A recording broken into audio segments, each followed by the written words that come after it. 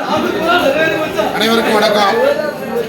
கடந்த 16ஆம் தேதி நாங்குநேரி தாலுகா நெல்லைப்புறத்தைச் சேர்ந்த விவசாயி ஆறுமுகம் சமூக விரோத கும்பலால் அதிகாலை நேரத்தில் அவர் தோட்டத்தின் அருகில் வந்து வெட்டி படுகொலை செய்யப்பட்டிருக்கிறார். இந்த படுகொலை செய்தவர்கள் யார், இந்த படுகொலைக்கு பின்னாடி இருக்கக்கூடிய காரணிகள் என்னன்னு இதுவரைக்கும் காவல்துறை கண்டுபிடிக்கல.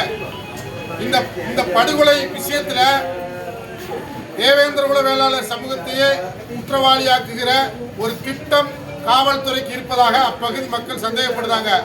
கொலை நடந்து 6 நாட்களாகியும் குற்றவாளிகளை இன்னும் கண்டுபிடிக்கவில்லை. கொலைக்கான உண்மையான காரணங்களையும் கண்டுபிடிக்கவில்லை.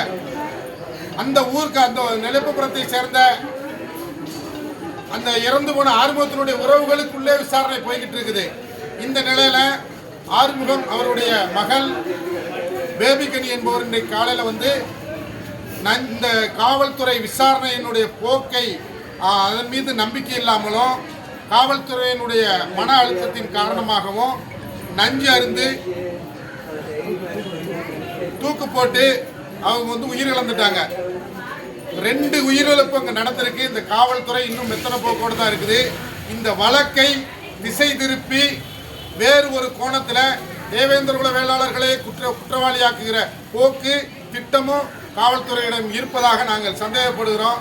உண்மையான குற்றவாளிகளை கைது செய்யணும், உண்மையான காரணங்களை கண்டறியணும். இந்த பேபிகனியினுடைய உயிரிழப்புக்கு காரணமான காவல்துறையினர் மீது வழக்கு பதிவு செய்யணும்.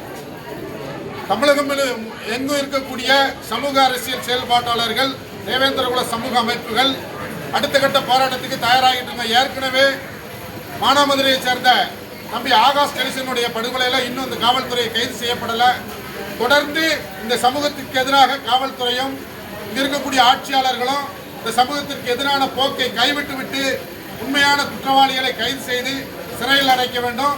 இந்த மக்களுடைய உயரங்களை புரிந்து கொள்ள வேண்டும். இல்லைன்னா தமிழ்நாடு முழுவதும் இது ஒரு மாபெரும் அரசியல் நெருக்கடியாக மாறும், மாபெரும் மக்கள் போராட்டங்கள் வெடிக்கும். இதன் மூலம் நம்மளுடைய சமூக செயல்பாட்டாளர்கள் நாங்கள் கேட்டுக்கொள்வது, அனைவரும் போராட தயாராகுங்கள் தான்.